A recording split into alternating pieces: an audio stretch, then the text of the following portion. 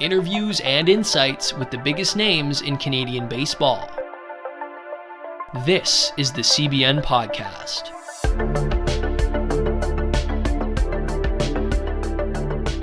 Welcome back to the Canadian Baseball Network Podcast, everyone. Today we have a very special and timely guest with the World Baseball Classic literally right around the corner. Our guest today played 15 Major League seasons as a catcher, 12 of which were with the Toronto Blue Jays. Now, the younger generations may recognize him more for his work with Baseball Canada. He is managing Team Canada at this upcoming World Baseball Classic. Our guest today is Ernie Whitt.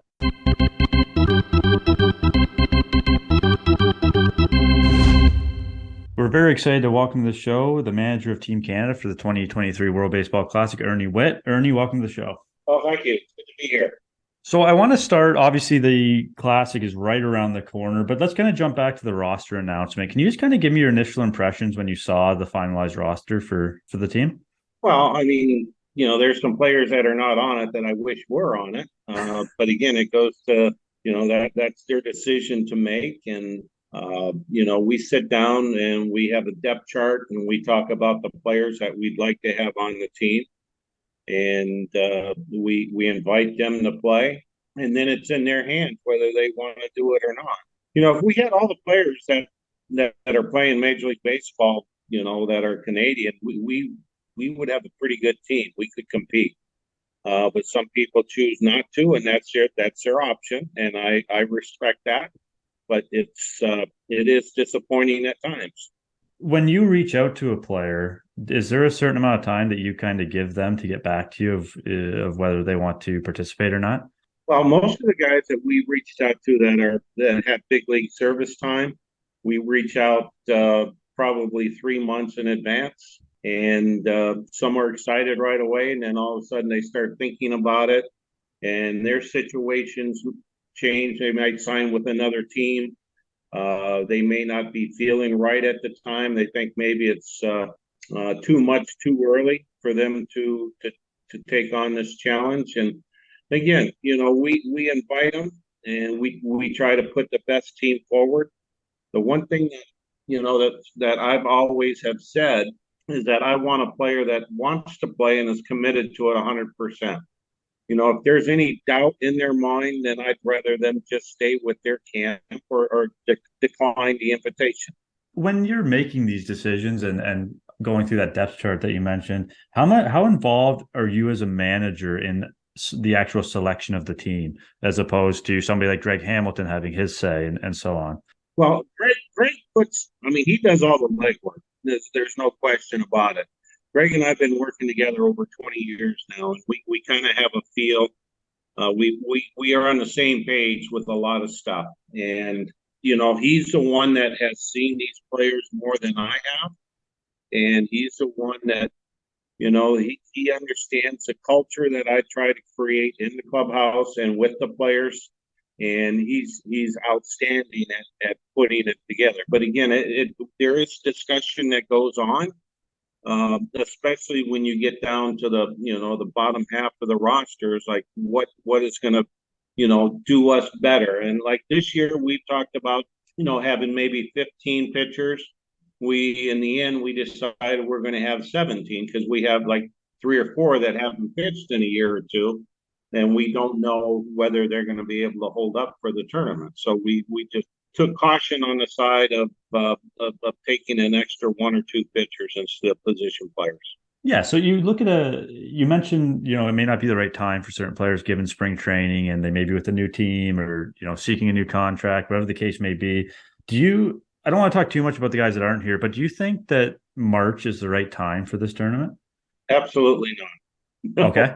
I absolutely. I think the concept of the tournament is outstanding.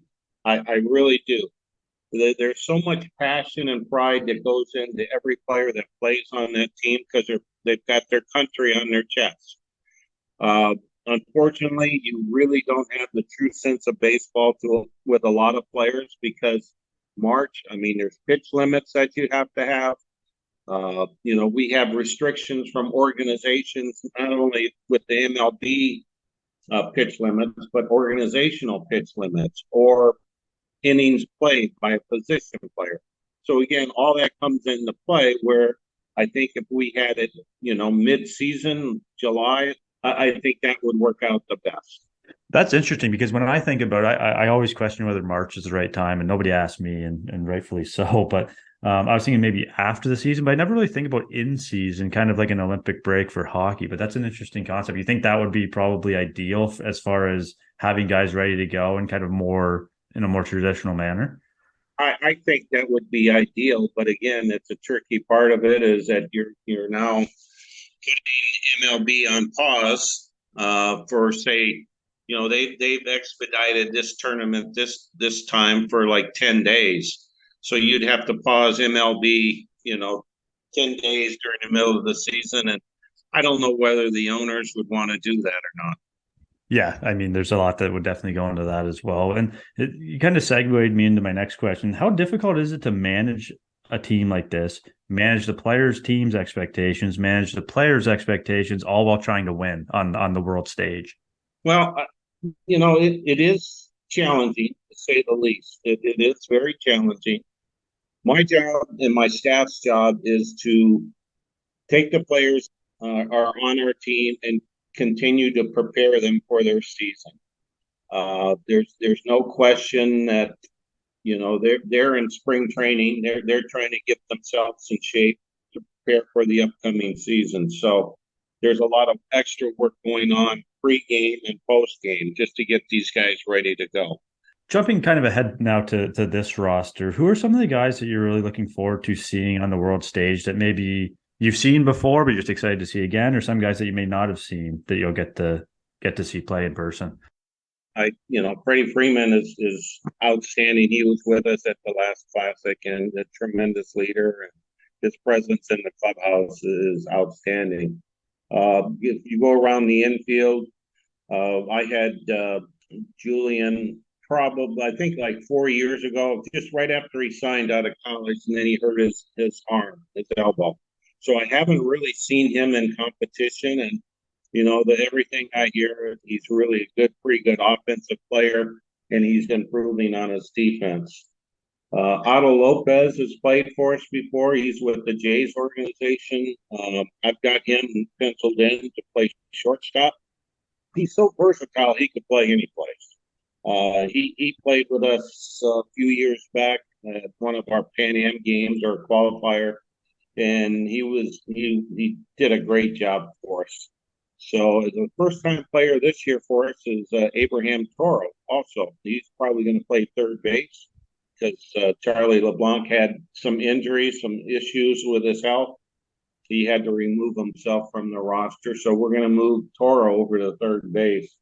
In the outfield, we got Tyler O'Neill. I mean, he's a guy that can run in some baseballs and hit them a long way. So hopefully we get some instant offense out of him. And he's going to be playing center field. On the other end of it, we've got a young player coming up in the Oakland A's, Denzel Clark.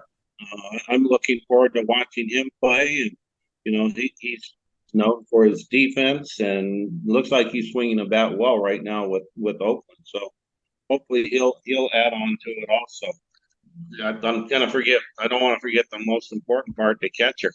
Bo Naylor. I've watched video with him.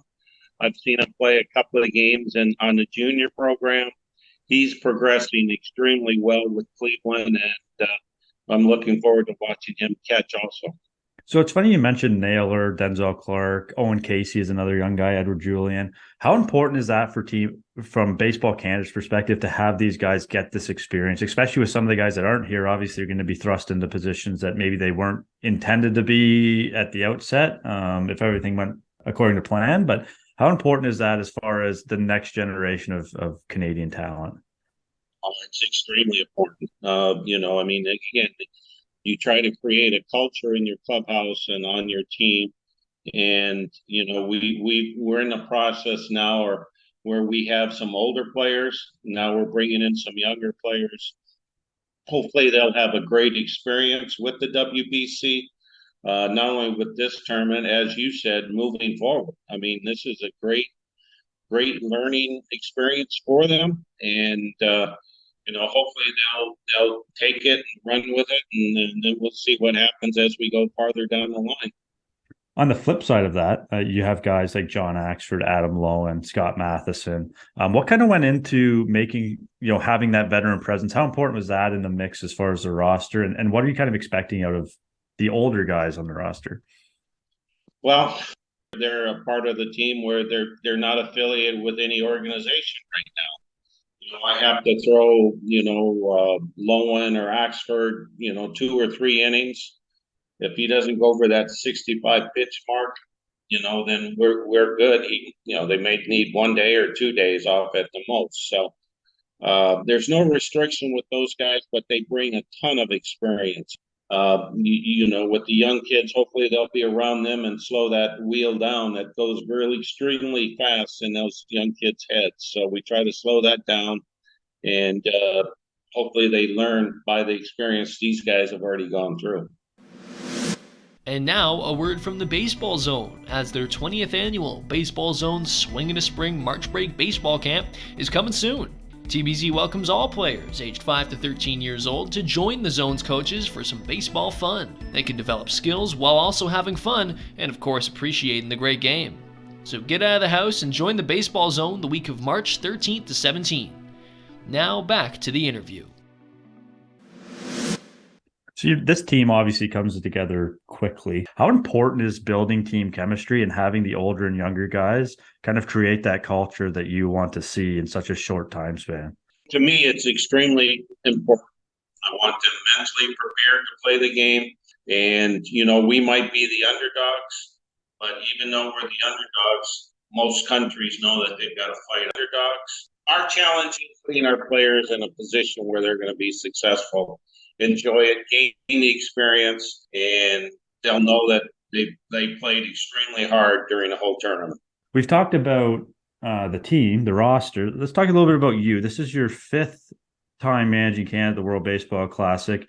And you had a lengthy major league career. Where does managing this team rank on your list of accomplishments? Awesome for me. I mean, for all the years that I've done this, I've been associated with Baseball Canada since 1999. Just having the opportunity to go and put the uniform on and watch the game and play the game the right way and with passion, and just preparing for the advancement that we go forward on. So looking back over the last, dating back to 2006, that turn, what's your, I will say fondest memory? It's a loaded question, but your fondest memory or some memories that you really cherish from this tournament specifically? Well, we beat the USA team in a game that was back and forth, and we were the underdogs, but we beat a team that had no business losing to us, but they did, and I guess that's why you play the game. We had a mission at hand, and we some players came out. They were recognized for what they accomplished against beating USA, and the downside to that was that we lost going on to the second round because of a run differential. And so, I mean, that was a disappointing part of it. So my next question, I don't know if you can tell me, but I'm going to ask it anyways. How do you line up your pitching for a tournament like this? Obviously, you mentioned the pitch limits, but you have a team like Great Britain to start, and then you jump right into the United States. What kind of strategy do you try to use in those situations? Well, I mean, it's in this situation that's coming up. I mean, we have to win against 3 countries. We just kind of sometimes we take the best team and we throw them out the window. Say, okay, we're the underdogs. You look at it on paper and everything, even though we did beat them before, and we will play to win, but chances are it's going to be slim. So you pick the 3 teams, and I've told this to the staff and to the players that if we beat Great Britain, Colombia, and Mexico, we will move to the next round. They can't keep us out anyway if we win those 3 games. So that's our goal going in. I mean, ultimately we'd like to win, every game that we play, but sometimes in these situations, because of how many days they can pitch, we're going to be playing 4 straight days in a row. We have our bye on the first day, so that doesn't help us in giving us a break during the tournament. So again, we just have to be careful of who we use in situations. We might save them for the next day. We're going to pitch Cal Quantrell Yep. the first game. Okay. And, he'll have his 65 pitches, and then he'll be followed by, whatever we feel is best at that time. This tournament with the pitch limits of 65, your bullpens really play a big part of it. And that's something that we will get together and we'll try to line it up the best that we can, matchups. And so again, it's a tricky part. It's not just straight out managing. You have to kind of finagle the bagel a little bit. So I think Quantrill is the ace of the staff. He's going to start game one against Great Britain, like you just mentioned. But has the other, like you said, the bullpen plays a huge role anyways, but have the other three starters been established, just not the order? Well, we don't know who we're going to go against USA yet, the second game. But the third game, we're going to against Colombia. We're probably going to start Skiro. He's a AAA pitcher with the Phillies organization, one of our more experienced pitcher that has started at AAA. We're probably going to start him, and then I can't pronounce the last name of against Mexico as Szynski. Yep, the lefty. Yes, and so we're probably going to start him against Mexico. You gave me more than I thought you were going to give me, so I'm pretty happy about that. So it's that's interesting. I mean, it's tentative. That's our mindset going in to start. And we have our first workout on the 7th. I'll meet with all of them, guys that I haven't met face to face. I'll introduce myself and try to get to know them on a real quick scale because we play exhibition game the next day. Yeah, then like I said, it's so interesting just the way you have to really manage. It's like a chess game, especially with the pitching, with the pitch limits and keeping guys healthy and getting guys work and that sort of thing. So last question for you. Tell me a little bit about this pool that Canada's in. Obviously, Great Britain, the US, Mexico, and Colombia. What can fans expect from those teams that you're going to be facing?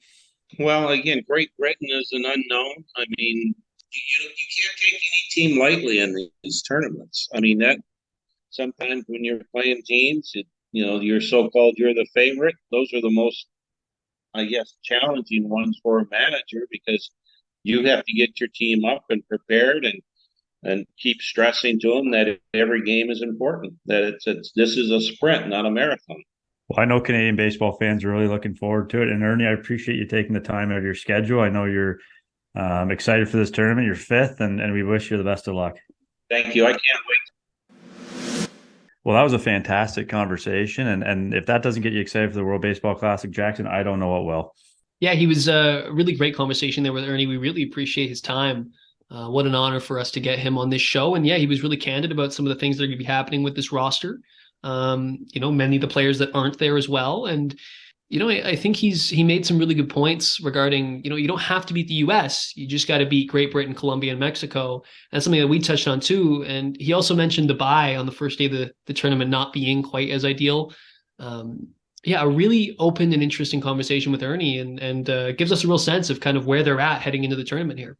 Yeah, that bye is a tough draw. I think getting it on the first day really doesn't do you any good. But I liked how he talked about guys like Denzel Clark, Edward Julian, Bo Naylor, the next generation of Canadian talent. And whatever they can get out of the veterans is, they're going to take and hopefully they gel together really quickly and it turns into a successful mix of players for the tournament. But interesting, I found that he said that Quantrill will start against Great Britain. I think they really want to secure that win against Great Britain. I think Ernie mentioned Great Britain's kind of an unknown, right? So I guess you don't want to take any team easily would be the approach there, I assume.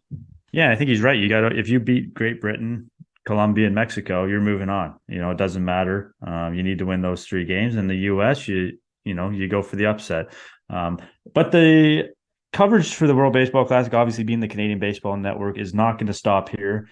Jackson and I will be on after every game, recapping the results and all the highlights. So make sure to tune in for that. And of course, make sure to head over and subscribe to the Canadian Baseball Network and follow them on Twitter. Until next time. Thank you for listening. Be sure to check out Canadian Baseball Network for extensive and comprehensive coverage of the latest in Canadian baseball. And the Baseball Zone, Canada's leading instructional baseball academy and training home to thousands of MLB pro, college, and youth baseball players.